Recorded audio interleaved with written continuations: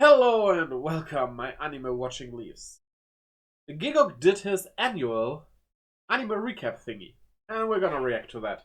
Because I am very sick and could get a good laugh, could use a good laugh out of this, so let's go. 2024 has The volume come work? and seemingly Yeah, I think it gone works. as soon as it began. It was certainly a busy year for global events, and I wouldn't blame you for just wanting to shut off the world and put on some anime. And thankfully, this year, anime came to play. Yo! Dun dun dun! I shouldn't scream that much. My voice. Anime just keeps continuing to soar. Dun dun dun! Best anime of last year. There. Facts.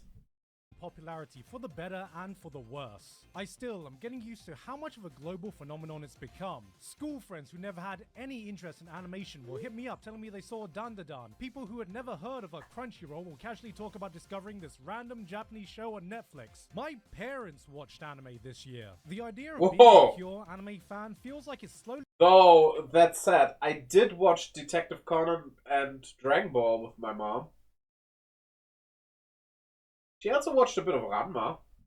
My mother did like anime.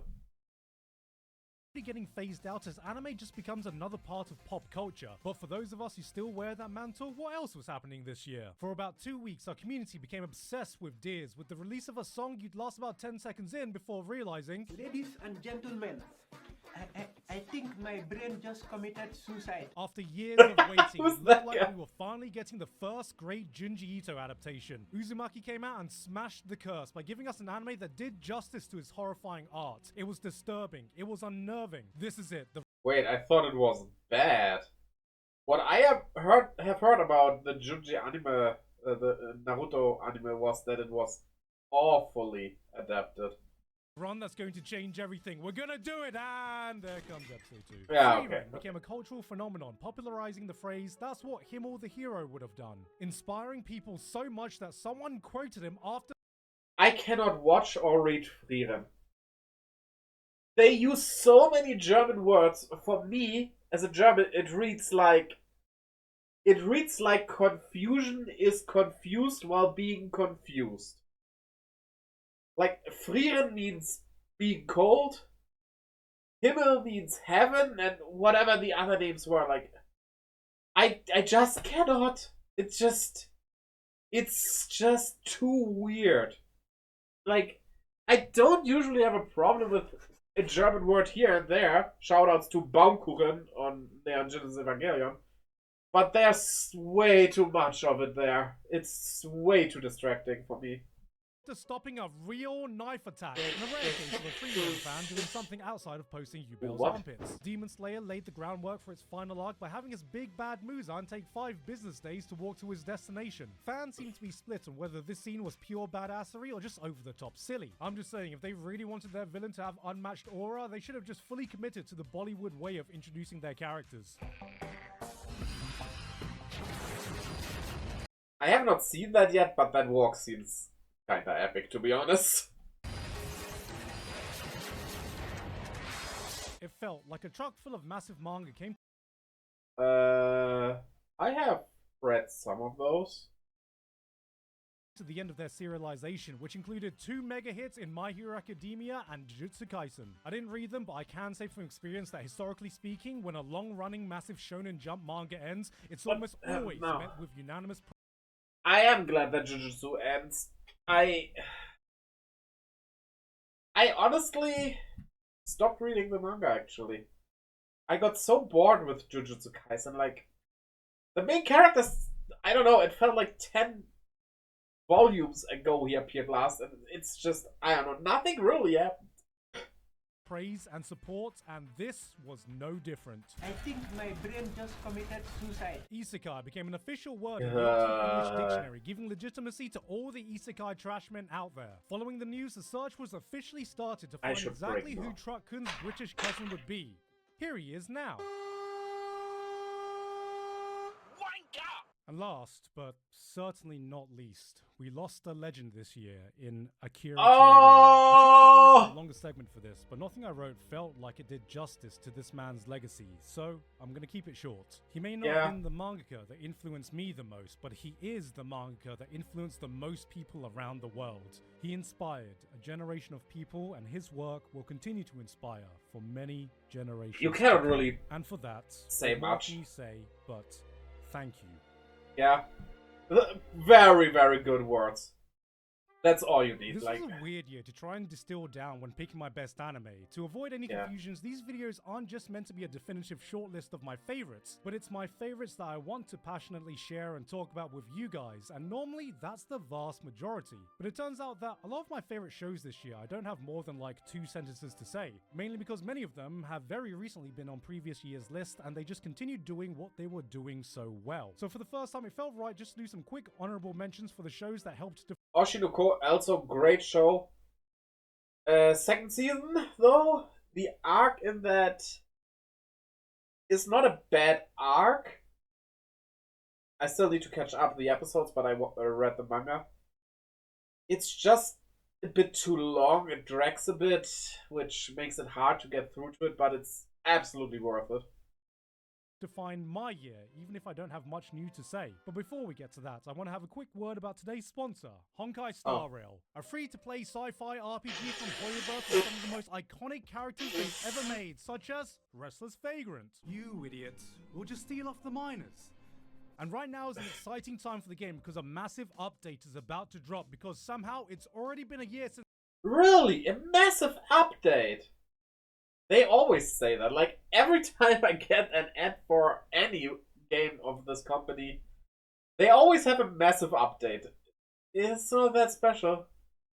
Penacony, and a whole new world is coming. Wait till I'm sponsored by them and I say the same thing. The Trailblazers with new quests, areas, and mechanics. And I am pumped because as someone who loved the Penacony arc, this looks like it's going to be living up to that insane quality. We've even been told that this time it's going to have a heartwarming story.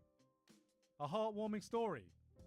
I see no reason to doubt you, Hoyoverse. Of course, there's going to be new 5-star characters dropping too, starting with the Herta. Wait, Herta? The sassy lost tsundere of Star Rail? How the hell is she a 5-star now? Damn! Yes, the Ice Queen is here to take her crown, complete with her 5-star upgrade. But that's not all, because she's going to be joined by Aglia, a new 5-star lightning Greek beauty. But I don't know why you're really here. You don't care about me. You just want free stuff, don't you? Don't you? Well, right now there is a free 5-star selection event that will last until version 3.2. But wait, there's more. By just logging in for 7 days, you can also get a free 10 pull. What, not enough? All right, a little greedy, aren't we? Well, here you go. Use the code on screen right now for 50 free Stellar Jades. There. Are you happy?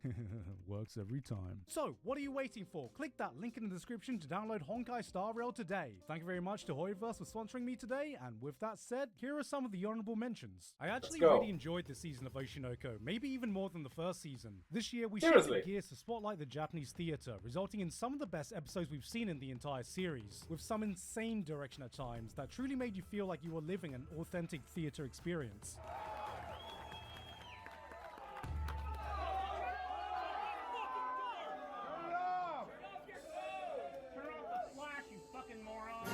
I'm kind of starting to think that this show is at its best when Aqua isn't the main focus and when it can highlight other people's emotional journey through the world of entertainment. There was some fantastic character writing here, and now that the manga has come to an end, I'm sure we all have a lot to look forward to in future seasons. I think my brain just committed. Mushoku Tensei diabolically dropped one of its best ever episodes on Father's Day, then preceded it in the most Mushoku Tensei style possible, leaving me with some mixed feelings. Not so much with the development, but more in the manner in which it was executed. For a series that historically has had no problem spending as much time as it needs exploring the complexities of human emotions, this one felt a bit out of sync. I still enjoyed it, but for the first time it left a bitter aftertaste in my mouth. And I'm not talking about whatever Roxy's been drinking. It was a delight to see the wacky chemistry between the Konosuba cast has not gotten boring at all. Demon Slayer was a 10 out of 10.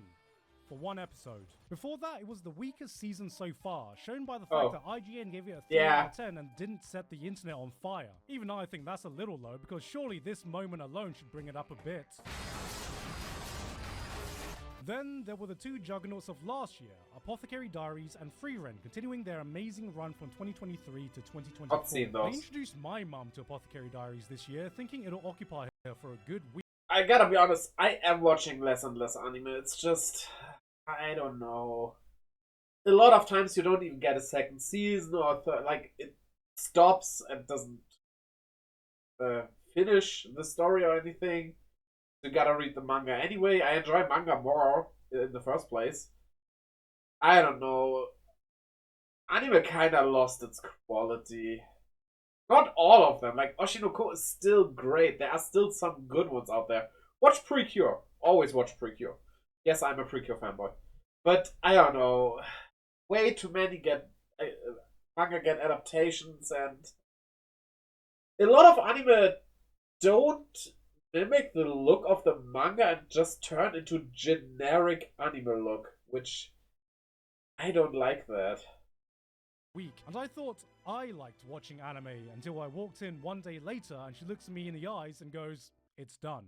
That was too short. It was at this point I realized no matter how powerful I think I am, I can never hope to match the power level of Asian mums watching their soap operas. And while I preferred the first half of Free Run that aired last year, it still continued to be a stellar show, tournament arc and all. I know everyone's thirsting over this green-haired girl, but I gotta say, the old man won my heart. A mage of principle and respect, reminding us that you may be out of manner, but you ain't out of hands. Showing the young'uns how to truly pound people up. No diddy. Make no mistake, if this was a simple one-sentence list, both of these shows would have easily ended up in my top 5. And on the other end of the spectrum, there were other returning shows, like My Hero Academia. My Hero Academia was once the golden child of shonen, carrying on the torch to a new generation of anime fans to a post-Big 3 era. People loved it. People couldn't stop talking about it. Then one day, it felt like everyone woke up and just went, "Yo, this shit boring." My Hero became the punching bag Yeah, of jokes, while other titles takes rose up and grabbed too the long spotlight. to And as time get went on, it something felt done. like those jokes turned into complaints, and then eventually those complaints turned into indifference. And while it felt like many people had given up, I still enjoy reading the I manga, continued but like, watching in hopes that one it's day about it time would it remind me ends. of why I love this Well, series in the Japan it first did place. end. And this year, I remembered what it felt like to go plus fucking ultra.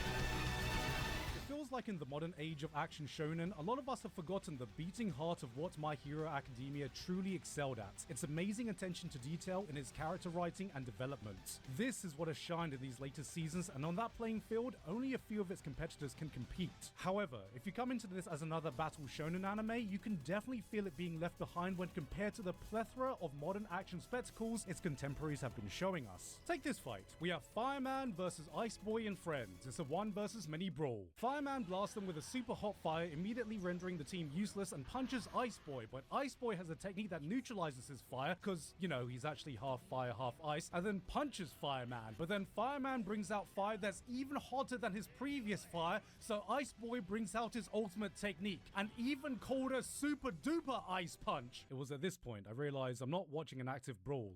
I'm watching a turn-based battle on autoplay. I know this sounds like a praise, but this is all to say that if you are able to get past all that, when you can focus on its strengths, when you see all these character storylines collide, it is able to go places few other shonen action shows are able to, and this season was a non-stop barrage of that. Endeavor facing the mistakes of his parenting, Todoroki coming to terms with his family trauma, Bakugo turned into a sympathetic boy, Ochiko proves she's more than just a good girl, Himiko proving she's more than just a crazy girl, Deku stop listening to My Chemical Romance, All Might, Hawks, Dabi, Ida. They may be hyped seeing Gentle again. Gentle? Fucking Yeah, what? This Deku almost doesn't didn't feel like have an action much show. This felt like an epic character soap growth. opera where coincidentally people solve their conflicts by punching each other. It may not be doing what shonen action does best, but it is doing what My Hero Academia does best. Now, approaching the finish line to its legacy, it felt like My Hero has stood up for one last hurrah as it looked me dead in the eye and said, "Don't worry, kid." I'm coming in from behind.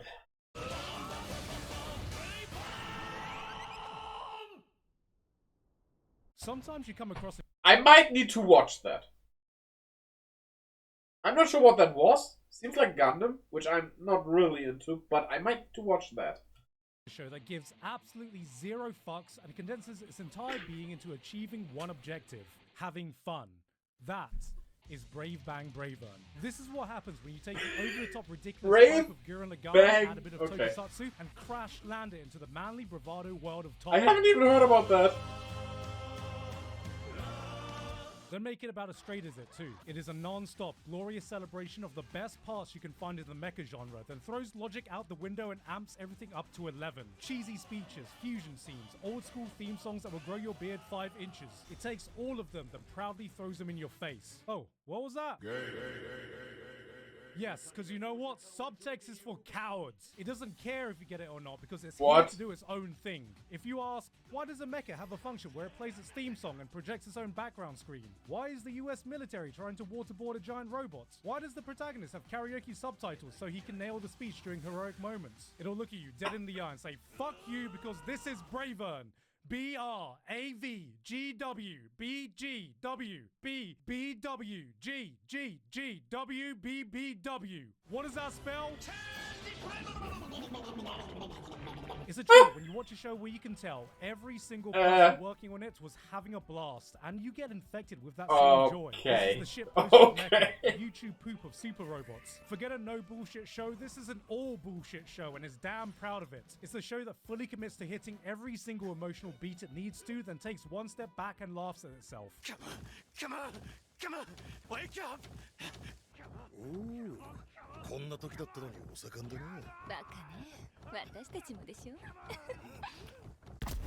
If you're still unsure about the appeal of mecha, if you're unsure of what makes super robots great, give this one a watch. This isn't just a love letter to the mecha genre, this will make you fall in love with mecha.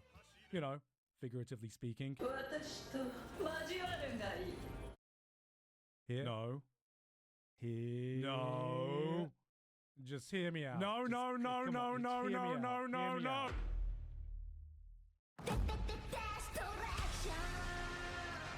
Like many other people, watching anime can be my escape from reality. A place where you can enter a whole new world with stories that have absolutely no relation to the life you're living right now. So, what could be further from reality than a sci-fi show about alien invaders and the end of the world itself? That Bravern apocalypse of all time, where the world is going through an unprecedented global event. Misinformation, conspiracy theories, and finger-pointing have spread like wildfire on social media. Friendships are lost on where people stand with the issue of these aliens. Protests begin. Public trust is at an all-time low. The only thing that everyone can agree on is that nobody can agree on what to do next. Politicians prioritize the economy over anything else. More and more, it feels like there isn't a single competent person left in a position of power, and in between all that, the series asks, what does it feel like to be a teenager? Trying your best to grasp a sense of normalcy after living through major historical event after major historical event.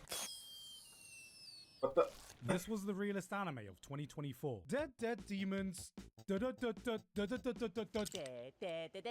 Destructions takes a different approach to the First Contact story. This isn't about an invasion. I am interested in the manga, though I haven't This read is it. about people feeling absolutely lost, trying to cope with a world that seems to be crumbling around them. It's a cynical, biting look at life that sometimes felt a little bit too uncomfortably reminiscent to reality, showing us that even during an apocalypse, life has to and will go on. But there is hope. Because even during a chaotic time with aliens, spaceships, and sci-fi laser weapons, only then can the true heroes of society emerge. お前もそろそろしっかりしてほしいよ。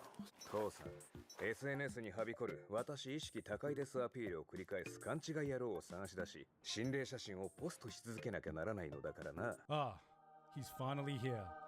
Biblically accurate Twitter blue checkmark user.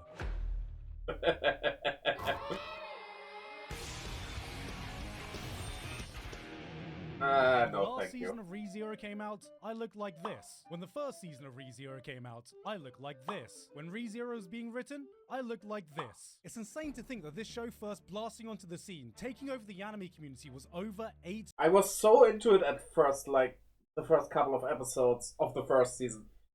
And then it was just... it got boring. He didn't even use his powers or anything. It was like... why is this even existing? Years ago, ReZero fans have been surviving eating at scraps, but this year we got the start of an all-you-can-eat buffet with its return. They brought everyone back for this one. Amelia, Krush, Felt, Anastasia, Priscilla, Subaru's newly acquired sassy Pokemon, Reinhardt, Julius, them, Let Me Solo Her, even Rem fans were eating this season. If you were one of the people that thought Season 2 was a little slow in plot progression, Season 3 went, don't worry, I hear you, and started off by dropping a nuke on itself. This was a no bullshit, non-stop barrage of chaos. When you thought the situation couldn't get any worse, it does. Just when Subaru learned to value his own life and make an oath not to rely on the return by death mechanic, this pushed that commitment to the absolute limit. One thing goes wrong. So, you give the protagonist a power that could be used in interesting ways, and then you barely use it just to follow it up with the protagonist not wanting to use it anymore as well. Don't get me wrong, it could be an interesting story if the protagonist had a power he really didn't want to use because it does bad or something, but his returning power can just be used to make things better.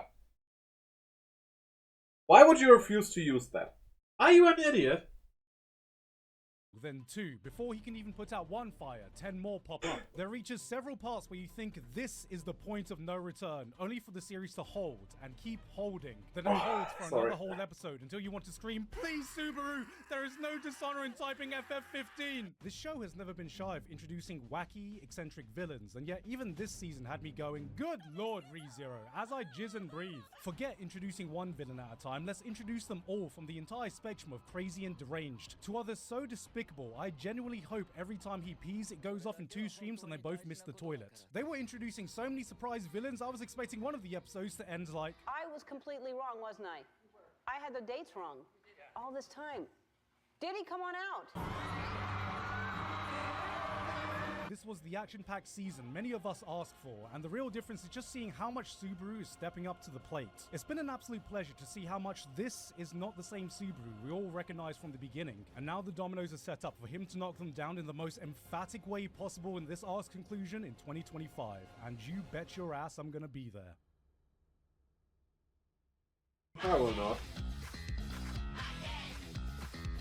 In the world of anime, there is no place more brutal, more cutthroat, more bloody than the romance genre. Girls duke it out in the battlefield of the protagonist's heart. Tears are shed, hearts are broken, blood, protein is spilled. But as we all know, there can only be 1, 2, 100, 0 winners, while the losers are there just left to rot. But this year, too many losing heroines saw all that and went, you know, just because a girl lost doesn't mean she wasn't best girl in the show. And anime girls with short blue hair deserve to be the main heroine for once.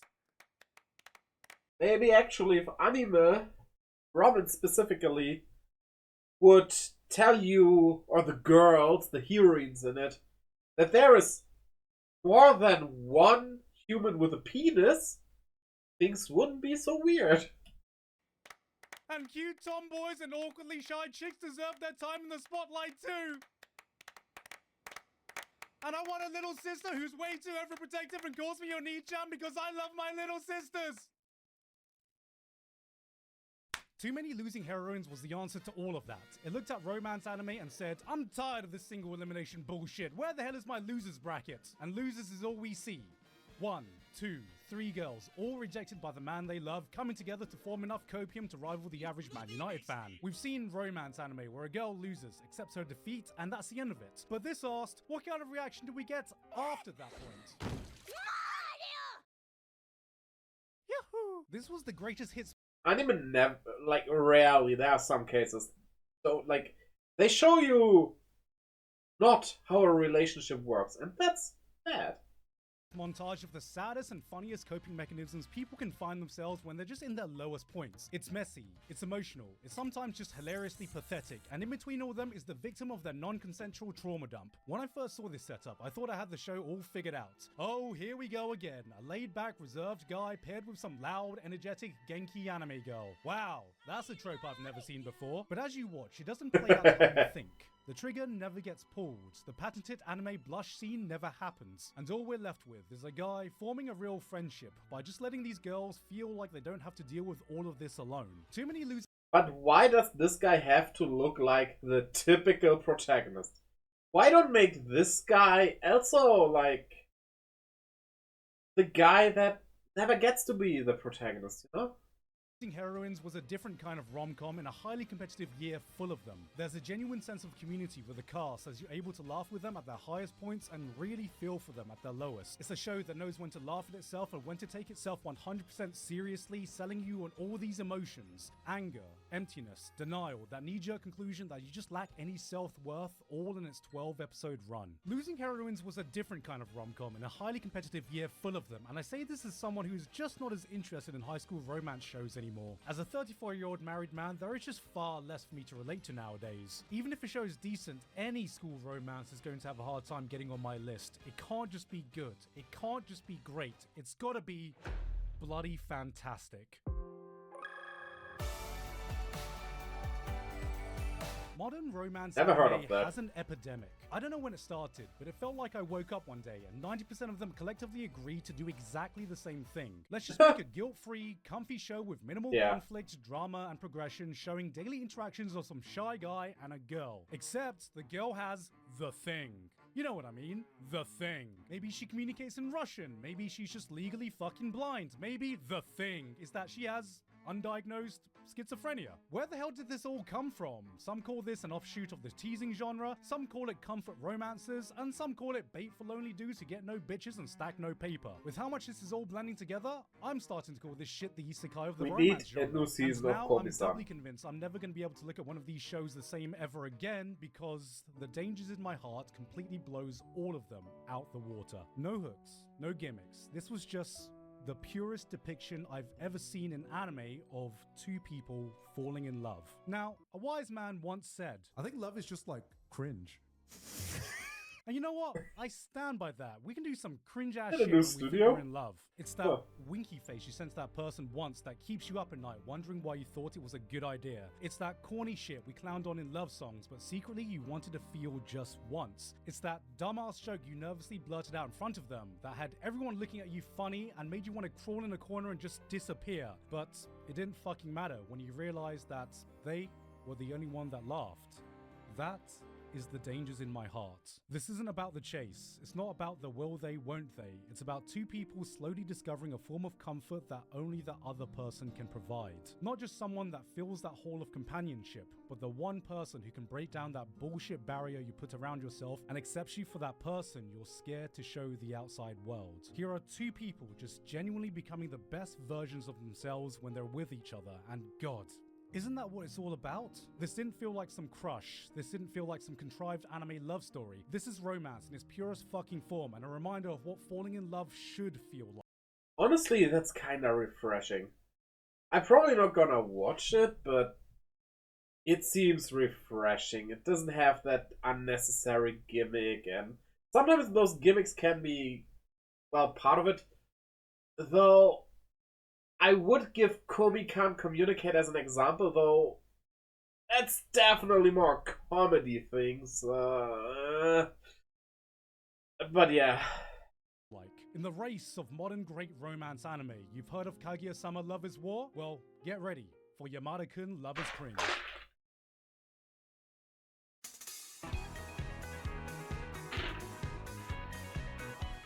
World Band Cry. Never heard of that Rock either. Band Cry has girls. Oh, that's awful CG. Anime is not new to the girl rock band Ooh. concept. It all started in 2009 with girls band Chai. 2 years ago saw the uprising of the highly beloved girls band Chai, even tangentially in shows like Angel Beats that gave us girls band Die. We know what dynamic to expect. Cute girls doing cute things, chasing their dreams, trying hard while having a jolly good time making new friends, and look how adorable they are when they interact with each other. And then there's girls band Cry. No, honestly, no matter how good you tell me this show is, I cannot get past this CGI. Ew. In a game, it would be fine if it was like not a AAA game, of course, but oh no. I'm not gonna say it's a bad show, but I mean, look at this.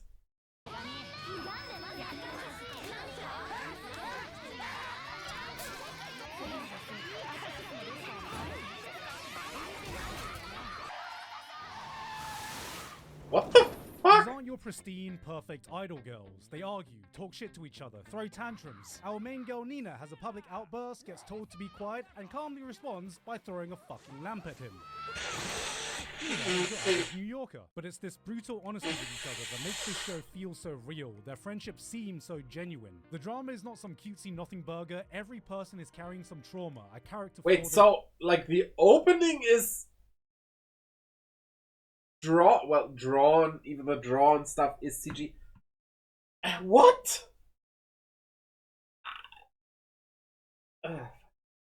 Live with. These girls act like girls. They can come off as childish. They can make naive decisions on their journey, and they, get this, do not get rewarded for it.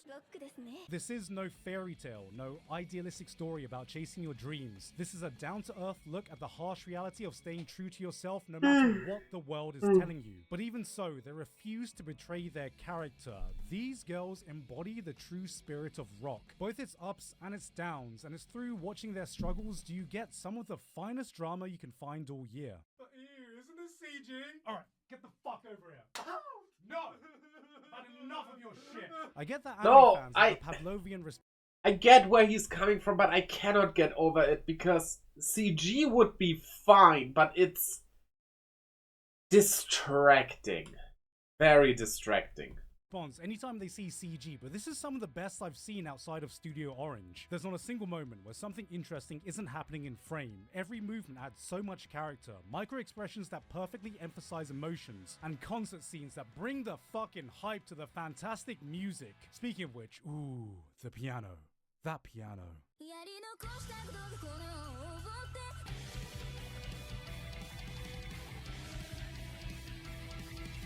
Girls Band Cry takes it back to basics. Great writing, great characters, great banter, and devious piano keys that bring joy upon my ears.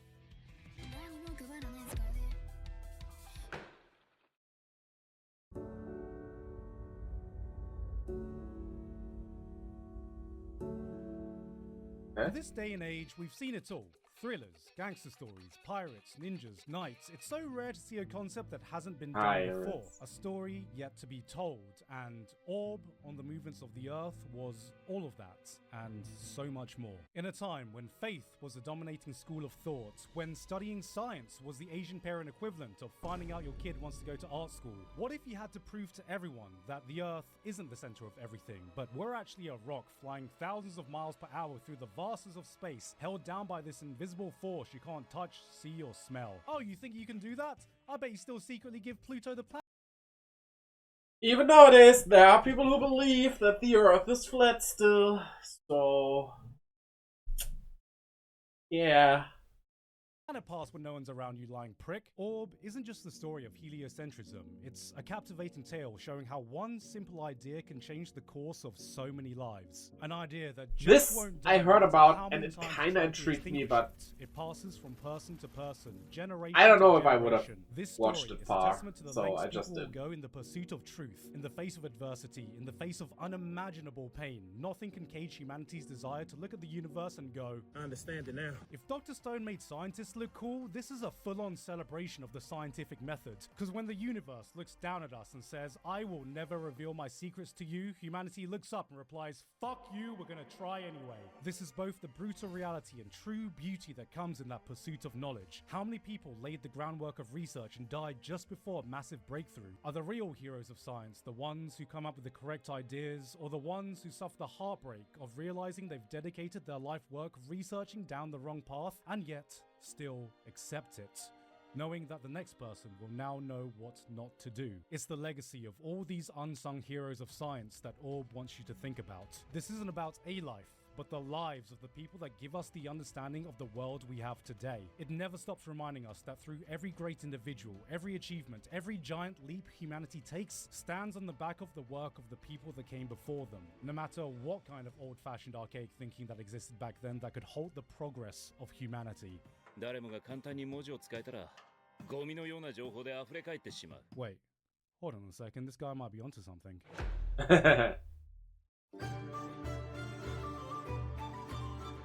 Yes! It really felt like anime rediscovered its love for pure fantasy. Delicious this and year, Dungeon Frieren is leading the charge just- with a tale that spoke straight to our souls. We Okay, not to spoil anything, I do know how it ends because I read the manga. You hear that a lot, I know. And that is finished, and dang. A lot of times, the end of a manga is kinda disappointing. That's a huge problem nowadays. I don't know, they dropped the ball at the end somewhere. But Delicious in Dungeon. That's such a great ending. Be excited about it. laughed, we cried, and the community replied, "Damn, that's deep." While all this was going on, another show was cooking with a different approach. It had elves, it had dragons, it had dungeons, but looked at all these monsters and went, Feast mode activated. Hashtag hungry. FeedMeMore.com. Dungeon Meshi satiated all our appetites by giving us a different kind of fantasy show. And when I saw this, Very I thought, different. wow, finally, an anime where people Very different, but yet so vanilla fantasy. It's done so well. Ha ha ha! Pun intended, it's done well.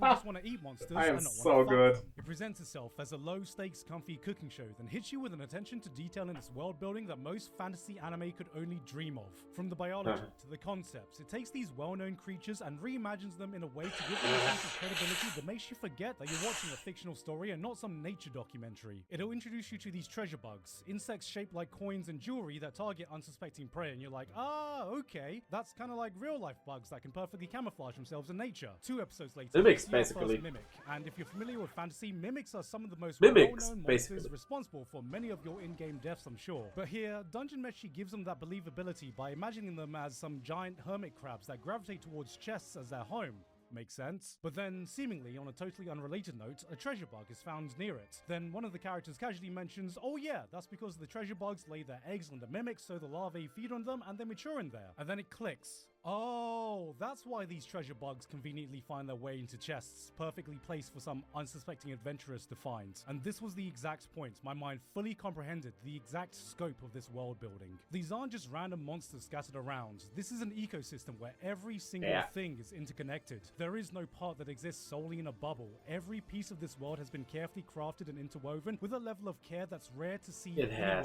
And you're telling me this level of craftsmanship is being used in a make-believe comfy cooking show? This is the moment when you fall into its trap.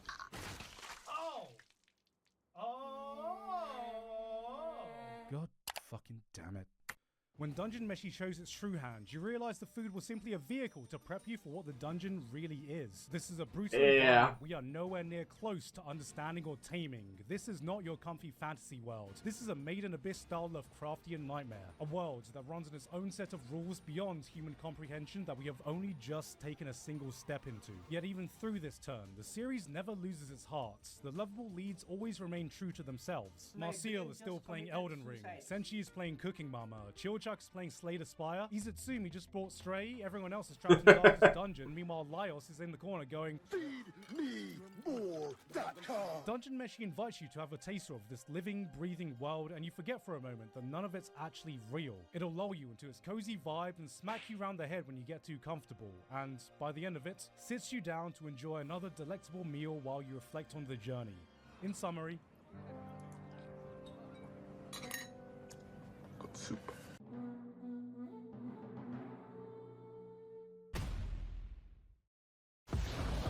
Soup is weird. I don't know. It's not that I dislike soups in general, but I don't feel they can be good. They're just maybe you've been soup. watching anime for 1 year, maybe you've been watching it for 5 years, maybe even 10. but I'm sure you What remember is your that number feeling one if watching Dan those Dan is first 10 2? shows. That excitement of discovering this whole Dan new Dan medium is where everything so felt fresh. It great. was a place that operated on its own set of rules, not bound by the ideas you were used to. There was a weirdness to it you couldn't find anywhere else, and every new episode you watched, something Also, unpredictable laid. The mix of sci-fi and fantasy, like the yokai ghost stuff. Oh, you guess Ranma? Ranma's a good guess. Ranma was a very well done remake. I would still give it to Dan Dan Dan because Dan Dan Dan is new, but if that is the reason, you know. I would also put Delicious in Dungeon for the same reason above Ranma, but you know, if that is the reason, that's, yeah. Also, Dragon Ball Daima exists, and let's not talk about that. Just around the corner. I've been watching anime for 20 years, and But yeah, that mix of sci-fi took me and back to fantasy those stuff times. is Shonen Jump great. is a place where its formula for success has been repeated over generations. So when a new title gets adapted, we normally know what the rules are. And Dandadan starts by taking that rulebook and setting it on fire. At first, you Yep. think, okay, it's another battle shonen. Then you realize, hold on, it's actually a rom-com. No, sci-fi. Wait, it's a supernatural. Maybe actually it's even a horror. You go through this entire notion before it even It's occurs yes. to you that Yes, 90% it's of the yes. show revolves around some dude getting his balls back. This is what happens when you throw everything against the wall and say, fuck it, we ball. You could be the strongest observation haki user and still be unable to predict what happens next. When you expect it to go forwards, it goes sideways. When you say jump, it asks...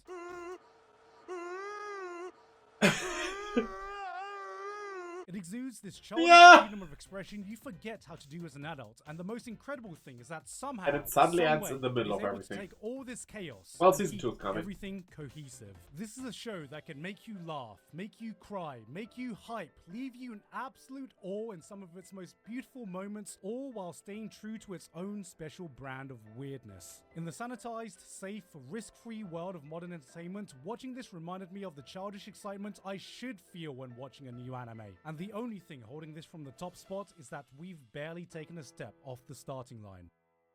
Okay, yeah, okay. I'm saying Dandadan would be number 1 to me, but I, again, read the manga and know what's coming, and, like, I don't know the standpoint of you not knowing what's coming, because literally, oh, you haven't seen anything yet. It's getting crazier and crazier. It's spiraling, but not like spiraling upwards. It suddenly spirals back down into it, then goes to the out. It's basically like an afro hat, but made of only one hair. If that makes sense. I hope it doesn't, because that is what the Dandadan is.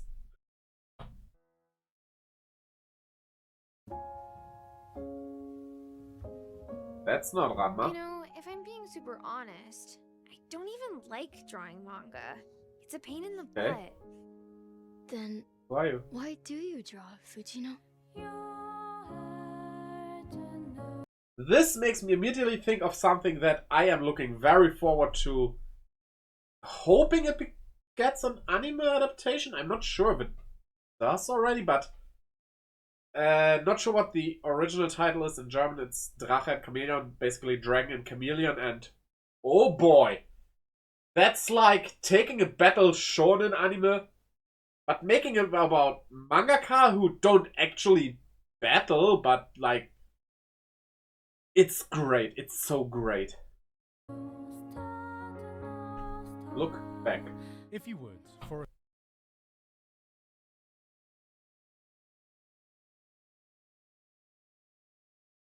Oh! Oh, Giguk! Oh, thank me for telling me that. Now that's straight again. For a second, indulge me on this anecdote I think about a lot. It's 3 a.m. in the year 1988. An audio engineer in Hawaii is picking up after a late night of work when his phone rings. On the other end was a local musician who asked if he can come in and record something. Of course, the engineer told him that he was closing and they could easily come in the next day, but the guy pleaded to let him record this idea he desperately wanted to see through. Yeah, 15 you have minutes to do later, this that person immediately. came in. He played one song, one take, and it was over. For years, that recording would lay dormant, only to actually be released 5 years later. That guy was Israel Kamakavivole, and that recording Oh! was I don't know who world that is. famous rendition of Somewhere Over the Rainbow. This story has always stuck with me. For anyone who's ever created something, sometimes you have that project, that idea that hits you when inspiration strikes and refuses to leave. You'll think about it when you're taking a shower, when you're having lunch, when you're working on anything else. Like a parasite, it festers in your mind, waiting for you to materialize it. And you know you have to see it through. Not for money, not for clout, not for any sense of personal responsibility, but because you just need to. On every single level. That is the exact feeling I get when watching Look Back. A need to make, a need to Oh, that's create. how that Look thing is Back was called. many things. It's a love letter to the creative process. It's an exploration to why people make art. It's a homage to some of the most tragic events that have happened in the industry, but more than that, there is this overwhelming sense of an author coming to terms with his own personal struggles, speaking directly through these characters that he's created. Coming from the mind that gave us Fire Punch and Chainsaw Man, this was a shockingly simple, soulful tale of two artists and their journey of creating for each other, creating for money, creating for pride, creating There for is that themselves. manga over here. This is a film that encapsulates the entire spectrum of emotions for anyone who's ever made anything, in a way only someone who's felt the depths of those feelings could portray. That excitement of finishing your first work, the struggle of knowing you can do. I gotta be honest, with stuff like this, being a creator myself, and I'm not talking about the YouTube videos or anything, but the game we are creating, it's a bit hard to watch stuff like this because knowing all this stuff going around with doing art, in my case writing and conceptualizing, it either is very inspiring and touches you and catches you, or you kind of get like, yeah, I know. It's this, you tell me something I already know because I experienced that, and then you kind of gain nothing from it. That makes it a bit problematic to watch. She's running along some path. And that makes it so hard. Tell me, you artists out there, can you relate to what I'm saying here? It's like, it can be very interesting, but it doesn't even need to be good or badly made. That doesn't even matter. It's just really dependent on what topics they actually look at with stuff like these. It's you cannot see that before watching it. Also, if you mention the upskirt camera position, now this cloud, right? It's kind of long. There's a hole here. It reminds me of a toy. You know? Better, that deep insecurity that you're just inadequate, the euphoric explosion of having your work recognized, the emptiness you feel when you've forgotten why you started this journey in the first place, and that moment when you doubt it all and ask, was it all worth it? In 1 hour, this film packs more emotional depth than most anime can fit in an entire season through simple, beautiful storytelling. It felt like a story that was made simply because someone needed to put it all out there. It's jam-packed, full of the rawest human emotions, like you're watching somebody scream from their soul. Lines that feel so intimate, you're unsure if you're watching two characters talk to each other or a person having a conversation with themselves. This is the kind of personal story that's so rare to experience, and when I see someone laying themselves bare, it's hard for me not to be deeply moved. I've experienced this story 3 times now, and every time has given me something different. I read the manga and cried at the pure beauty of the storytelling and emotions on display. I watched this in theaters and cried experiencing this story again so perfectly brought to life. I put this on when it got its home release and cried feeling such a profound connection to what the creators must have felt when making this. And after every single time, without fail, it gave me a reminder of why the hell I'm doing what I'm doing right now. I'm sure some of you may think that putting a movie as my #1 anime this year feels like a cop-out. And yeah, sitting here thinking about leaving my husband. He hasn't been intimate with me since our son died. I would leave right now, but the ambulance is still in the driveway blocking my car. Like bird. Nice. it kind of is. I often try to make it a point to keep anime films and series separate. I've never put a movie in any of these rankings before, but no matter how much I reflected, no matter what other shows I... Why are there 2 R's? put here, nothing else felt right. It had to be Look Back. Not because I wanted to give it exposure, not because of some review score, not because of any arbitrary qualifications. I put it here because simply I just needed to.